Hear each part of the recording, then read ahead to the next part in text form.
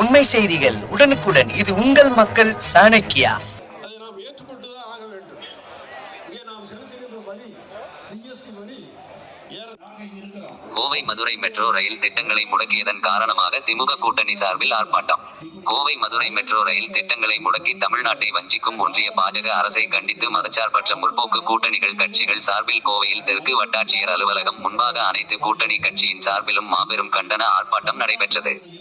இதில் மின்சாரம், கலால் மற்றும் ஆயத்திருவை அமைச்சர் மாண்புமிகு திரு செந்தில் பாலாஜி அவர்கள் தலைமையில் திமுக கட்சி முக்கிய நிர்வாகிகள், பாராளுமன்ற உறுப்பினர் மாண்புமிகு திரு கணபதி ராஜ்குமார் MP அவர்கள் மற்றும் மதச்சார்பற்ற கூட்டணி கட்சிகளின் தலைவர்கள், மாவட்ட கழக பொறுப்பாளர்கள், அதன் நிர்வாகிகள், நூற்றுக்கணக்கான பெண்கள், தொண்டர்கள் என இந்த ஆர்ப்பாட்டத்தில் கலந்து கொண்டனர்.